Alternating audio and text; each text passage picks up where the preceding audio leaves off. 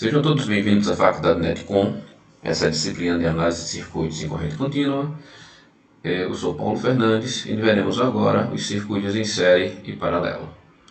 Série e paralelo. Veja bem, os circuitos série e paralelo, eles têm uma configuração em que eu tenho componentes de resistência em série, podemos ver aqui R3 e R4, e em paralelo, por exemplo, R2 e R4. Então, devemos ter uma forma de resolver esse circuito. Será interessante. Nós vemos como resolver para ter um circuito, para ter uma resistência equivalente. Podemos ver qual é a tensão em cada um deles, como é que nós calculamos a tensão, como é que nós vemos a corrente. Ok? Então, neste caso, como nós vamos resolver a configuração série paralelo? Primeiro, será resolvido as resistências em série, transformando em uma resistência equivalente, e depois resolveremos em paralelo, restando. Assim, será resolvido R3 com R4, ficando uma única resistência equivalente, R3 e R4, né? Que ficarem em paralelo com R2. Resolve o paralelo em R2, com essa resistência equivalente, ficando apenas um, ficaria em série com R1. E assim, com o somatório, com a soma de R1 mais essa equivalente, teríamos a resistência total. Da forma que eu falei, então, primeiro, faço o paralelo entre R3 e R4, apenas com uma soma. Depois, o paralelo R2 com essa R', seria R2 vezes R', dividido por R', R2 mais R'. E depois você teria apenas um circuito em série, apenas o somatório. E assim nós temos a resistência, que nada mais é do que E dividido por RT. Ok? Assim nós conseguimos ver. Nós já temos a tensão, a resistência, e aqui nós teremos também as correntes que seriam divididas entre esses circuitos. Então, quem é a tensão que eu vejo em R4? A tensão que eu vejo em R4 vai ser R4 dividido por R4 mais R3 vezes V2. Assim eu vou ter a tensão em R4. Tendo a tensão em R4, eu tenho uma corrente em R4. Tem uma corrente IS, certo? Nesse circuito, e teria divisão de tensão e divisão de corrente. Então, eu vou ter divisores de tensão e divisores de corrente. Então, se eu tiver com esse circuito, quem seria aqui meu V2 dentro desse circuito? Seria quem? IS vezes RT', de T, o total. Então, aqui nós temos, basicamente, num modo de diagrama, eu vejo blocos, que seriam as resistências, e eu analiso por esses blocos. Então aqui eu tenho um bloco A, o bloco B e o bloco C, e eu vejo que cada bloco desse eu vou ter uma tensão, vou ter corrente e tem uma resistência, e posso ver essa resistência equivalente, por exemplo, desse circuito em paralelo no bloco BC, onde eu tenho uma resistência de 12K e uma resistência de 6K. Tendo uma corrente, por exemplo, a corrente R3 entre o bloco C. E temos também circuitos em cascata. Naquele modelo eu vi apenas com essa primeira malha e a segunda, mas eu posso ter N malhas. Então, para mim, o que vai ser interessante é esse 6, certo? Que a corrente sobre 6, se eu considerar o R6 como a minha carga, aquela resistência que vai estar recebendo a corrente desse circuito. Corrente final desse circuito, nós chamamos de carga, mas que ela pode ser, por exemplo, um ferro elétrico, ela pode ser um ar-condicionado, aqui pode ser um ferro de solda, pode ser um liquidificador, uma geladeira. Então eu vou ter aqui uma resistência de carga, uma carga que vai receber a tensão e corrente desse circuito. Então aqui nós temos um exemplo, certo? Que pode ser utilizado para calcular por um modelo chamado de método 1. O chama de método 1, mas é um método de cálculo. Então eu tenho esse circuito série paralelo, onde eu tenho o meu 3 ohms aqui, eu tenho o meu circuito de 3 ohms, certo? Eu tenho a minha carga aqui em 3 ohms, em paralelo com R4, que está em série com R3, que está em paralelo, no qual R2 e R3, R2 e R4 estão em paralelo, e eu tenho aqui um R1. Então veja, RT, quem vai ser, como é que eu chego a esse meu resultado? Primeiramente eu preciso calcular o paralelo R4 e R3, está aqui, 2 ohms. Então tenho aqui o circuito resolvido no meu paralelo. Depois eu vou ficar com esse circuito R2, certo?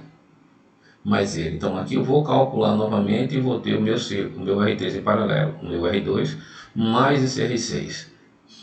Então, meu RT vai ser 5 mais 3, que tem coisa aqui, ó, que vai ser esse resultado aqui de R2, que é igual a 8.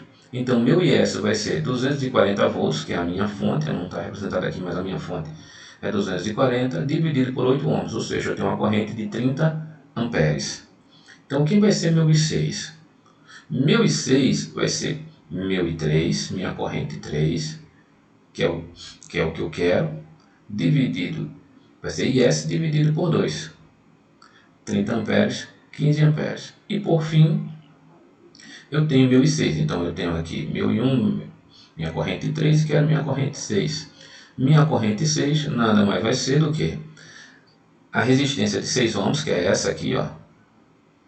Porque eu não já tenho I total, meu I3, que é o que está aqui, então vai ser R4 dividido por R4 mais R3 mais R4 vezes a corrente de 3. Assim eu vou ter a corrente aqui, ó, nesse resistor.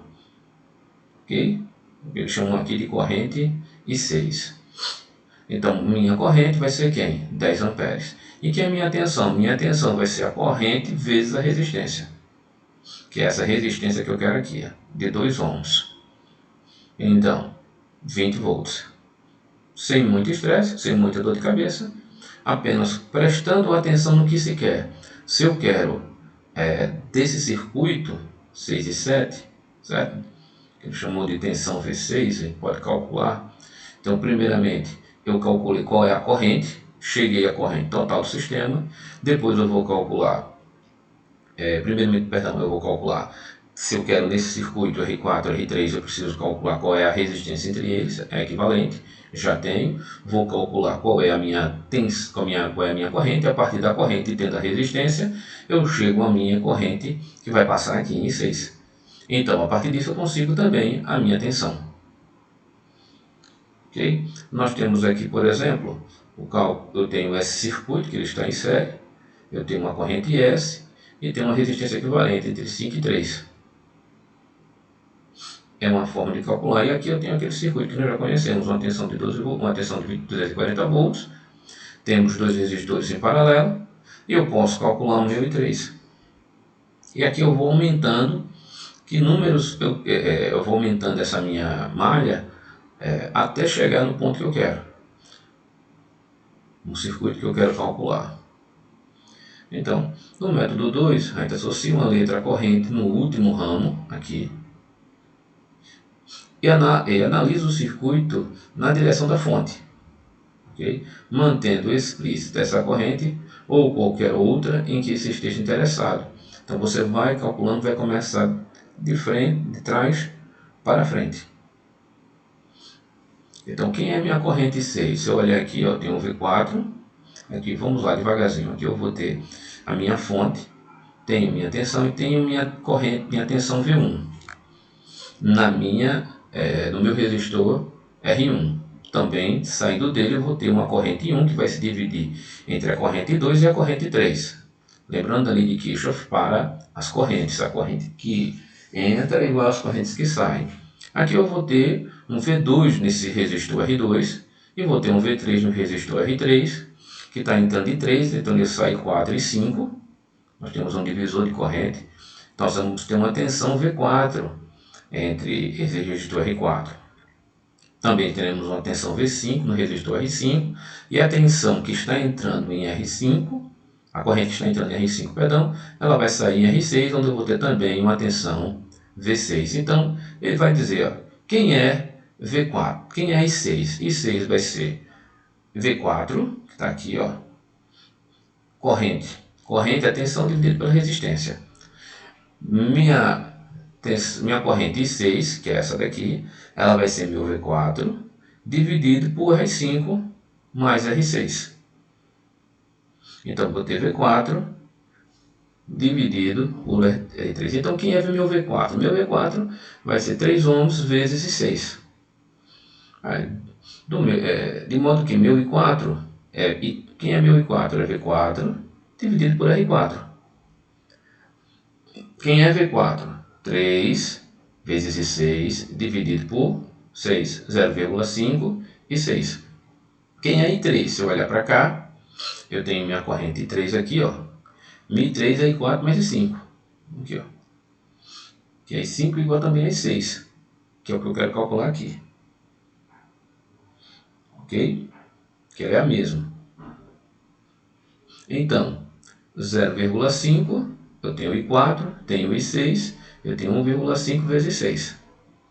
Quem é meu V3? Eu estou indo de trás para frente. Meu I3 vezes R3. Já tenho meu I3 vezes R3, consegui calcular. Quem é meu I3? Aí vou calculando, chegando até o resultado que eu quero.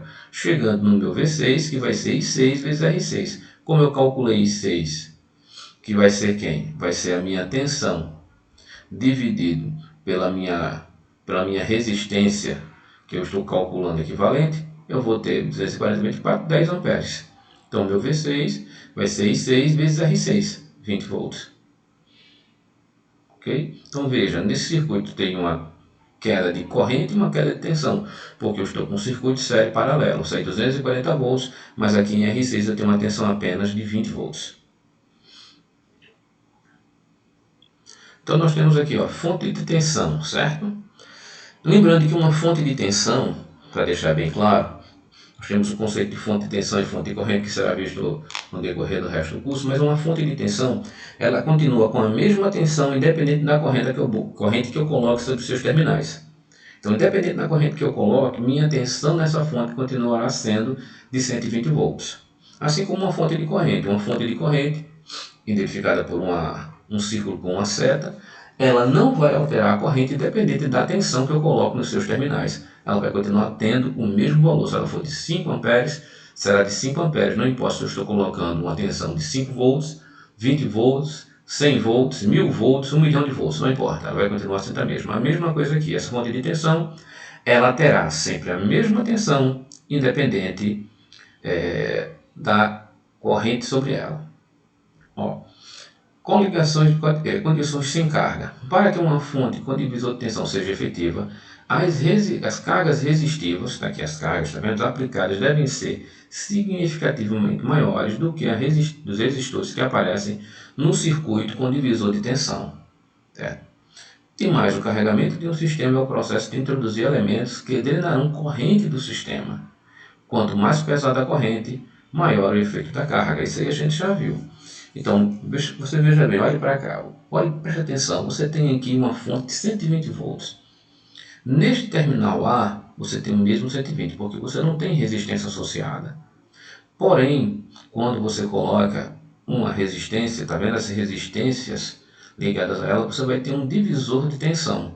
Essas resistências elas estão em série. Então, a queda de tensão ela será maior quanto maior for a minha resistência. Então, de A para B eu tenho uma queda de tensão apenas de 20 volts. De B para C eu tenho uma queda de tensão de 40 volts. E de C para D eu tenho uma queda de tensão ainda maior. Então eu vou reduzindo essa tensão e vou controlando elas com o quê? Com esses resistores. Então aqui nós podemos ver muito bem isso aqui. Numa condição em que eu estava sem conexão, mas agora eu estou conectado. Eu tenho uma conexão saindo para VA, eu tenho uma outra conexão entre R1 e R2 saindo para VB e outra R2 e R3 saindo para VC, com outras cargas conectadas. Aonde VA eu vou ter 20 volts, certo? E vou ter 0 volt na minha malha, no meu que está aterrado, meu fio que está aterrado. E aqui eu vou ter o divisor de tensão, eu vou ter uma tensão VB, vou ter uma tensão VC e vou ter uma tensão VA. Eu tenho várias saídas de tensão. É muito comum isso aqui em circuitos. Você tem um divisor de tensão para distribuir tensões diferentes em diversos pontos do circuito. Você pode pegar uma fonte, por exemplo, de um computador, de um PC. Você vai ter lá a fonte, ele tem vários fios, cada fio daqui com uma tensão diferente. Então, que é que você tem? Por exemplo, a tensão VA não é afetada pela carga. Se você olhar para cá, a tensão VA que nós falamos não é afetada pela carga RL1. Ela continua 120 volts, certo?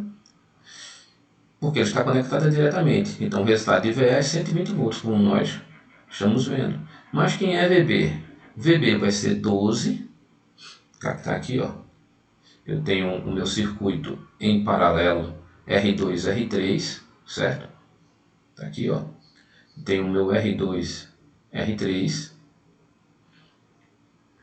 Em paralelo eu tenho 30 com 20, eu tenho 12.